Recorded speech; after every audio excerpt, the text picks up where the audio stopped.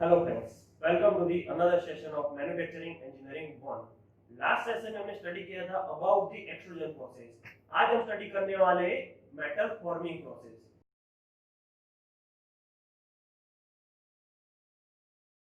चलो सबसे पहले देख लेते contents of the metal forming process. Okay, सबसे पहले हम देखेंगे classification of forming process, next हमारा एम्बोजिंग प्रोसेस, उसके आगे हमारा बेंडिंग प्रोसेस, एंड लास्ट में हम देखेंगे some of the important questions of the today's content. चलो सबसे पहले स्टार्ट करते हैं classification of metal forming process.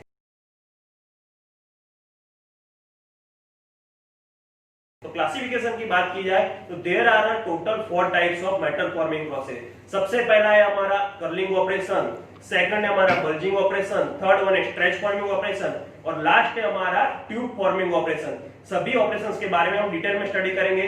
सबसे पहले देखते हैं हमारा कर्लिंग ऑपरेशन।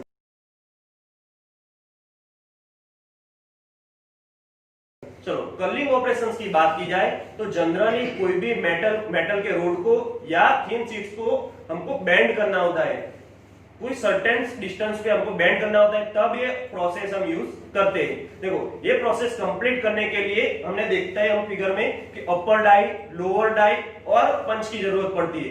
वर्क पीस को हम अपर डाई और लोअर डाई के बीच में फिक्स करते और पंच से हम उस पे फोर्स लेते। तो क्या है, up to a certain distance या up to a certain diameter वो क्या होता है, बेंड होता है। देखो टोटल 4 प्रोसेस हमने दिखाई दी है। फर्स्ट फिगर में पहले सिंगल पंच दिया है, फिर सेकंड स्ट्रोक, थर्ड स्ट्रोक और फोर्थ स्ट्रोक, लास्ट में हमको फोर्थ स्ट्रोक में हमारा कंप्लीट ऑपरेशन कैरी होता है। तो ये था मेटल फॉर्मिंग प्रोसेस। ओके, आगे देखते हैं हम बल्जिंग ऑपरेशंस।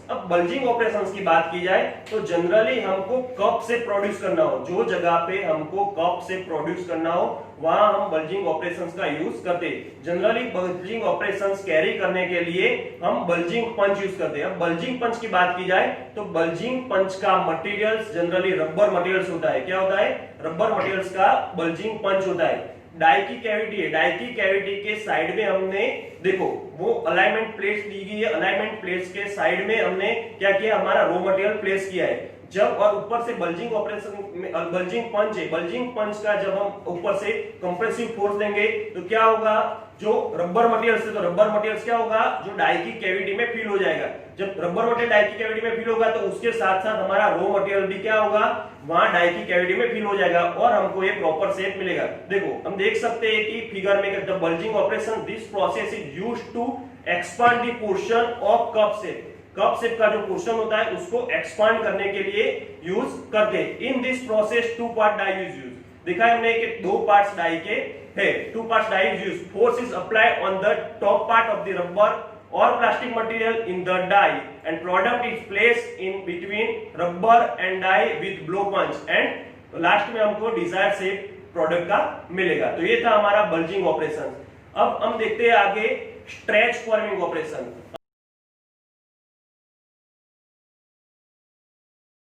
अब स्ट्रेच फॉर्मिंग ऑपरेशंस की बात की जाए तो this process is used to a product required shape of sheet metal. એટલે हमको जो जगह पे शीट शेप का प्रोडक्ट का डायमेंशन मींस की जो भी प्रोडक्ट का डायमेंशन वही रहेगा, सिर्फ हमको क्या होगा, उसको स्ट्रेच करके कोई हमारी जो पंच की जैसी कैविटी होगी उस तरीके से उसका शेप हमको मिलेगा। देखो फिगर में हम इजीली देख सकते हैं क्या है, 2 जो के बीच में हमने क्या किया है, वो डाई को वो वर्कपीस को हमने पकड़ के रखा है। तो 2 जोस के बीच में पकड़ के रखा है और नीचे क्या है हमारा, क्या है, सिंपल पंच रखा है। तो पंच को नीचे से फोर्स देंगे और क्या होगा, जो से हम अपने वर्कपीस को क्या होंगे, खींचेंगे, स्ट्रेच करेंगे और जब उसको खींचेंगे तब क्या होगा, जो डाई के ऊपर वो व्रैप हो जाएगा। क्या होगा, डाई के ऊपर व्रैप हो जाएगा और फाइनल में हमको जब रिलीज करेंगे तो डाई का जैसा शेप होगा वैसा शेप हमको मिलेगा। देखो इसमें देखते हैं कि फिगर में देख सकते हैं कि sheet metal is clamped between the 2 jaws and stretch by punch के द्वारा हम उसको स्ट्रेच कर सकते हैं। This stretch develop tensile stress in sheet metal and workpiece sheets, get permanent deformation and require contour is produced. In this process, the material for forming punch is wood bonded plywood और zinc alloy. Okay, तो ये था हमारा stretch forming operation. आगे देखते हैं हमारा tube forming operation.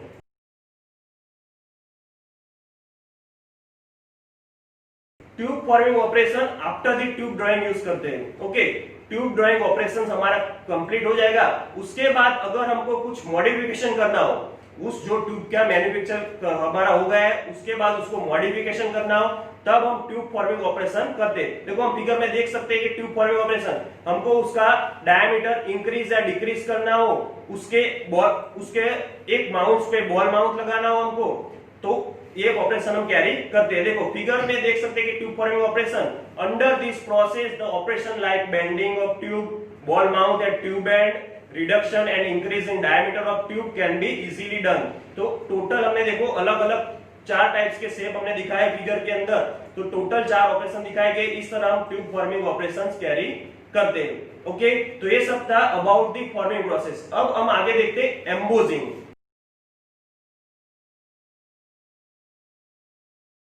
अब एम्बोजिंग की बात की जाए, सिंपल हम जब हमारे कोई व्हीकल परचेस करते हैं तो तब हमारे उसको नंबर प्लेट लगानी हो, तो नंबर प्लेट लगाने के लिए हम आरटीओ में जाते हैं। तो जनरली सबने देखा होगा कि आरटीओ की जो नंबर प्लेट है वो एम्बोजिंग ऑपरेशन से कैरी की गई होती है। देखो ये हम एक जीआई फाइल रखी है हमने, उसके अंदर हम इजीली देख सकते हैं क्या होता है। एक नीचे हमारा बोर्ड है, बोर्ड के ऊपर हमारा रॉ मटेरियल प्लेस किया गया है और ऊपर से एक पंच है और उसके ऊपर हैमरिंग करते हैं। क्या है, उसके ऊपर हैमरिंग है। तो जैसे पंच के ऊपर जो शेप होगा वो इजीली हमारे रॉ मटेरियल पे क्या होगा, जिसका जैसा शेप होगा वैसा ही हमारा रॉ मटेरियल पे वो प्लेस हो जाएगा। तो उसको बोलते हैं एम्बोजिंग प्रोसेस। देखो in this process force is applied to a stress sheet metal with die and punch. Punch is force slowly for required stress level. Figure में देख सकते हैं कि sheet metal is placed in between die and punch. Sheet metal को die और punch के बीच में हम प्लेस करते हैं। ओके, और die and punch is designed to required impression. देखो with this process different letters, figures और name can be produced on sheet metal. Sheet metal के अंदर ये सब हम इजीली प्रोड्यूस कर सकते हैं। तो ये था हमारा एम्बोजिंग ऑपरेशन। ओके, आगे देखते हैं हम बेंडिंग ऑपरेशन।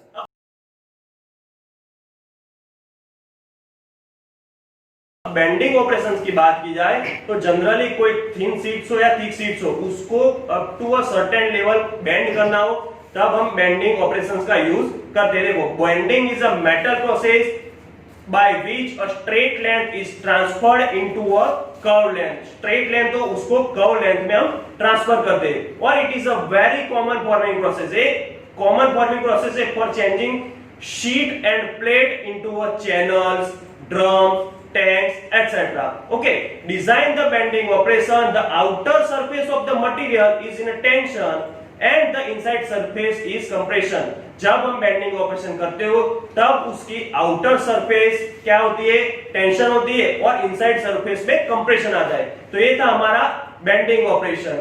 ओके, और bending is a metal process by which a stress length, हमने देखा है आगे। ओके, तो स्ट्रेट लेंथ तो transfer into a curve length, straight length curve length में ट्रांसफर होती है।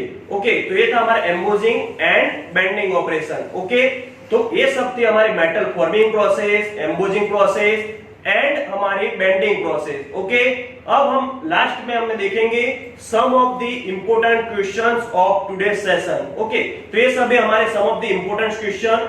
अगर आप एक क्वेश्चंस की एग्जाम देने चाहते हो तो हम कमेंट बॉक्स में क्या होगे, कमेंट बॉक्स में उसकी लिंक रखेंगे, वो लिंक पे जाके आप एग्जाम दे सकते हो। Okay friends, I hope you all understand about the today session. अगले सेशन में हम एक नया टॉपिक लेके आएंगे, तब तक के लिए थैंक यू।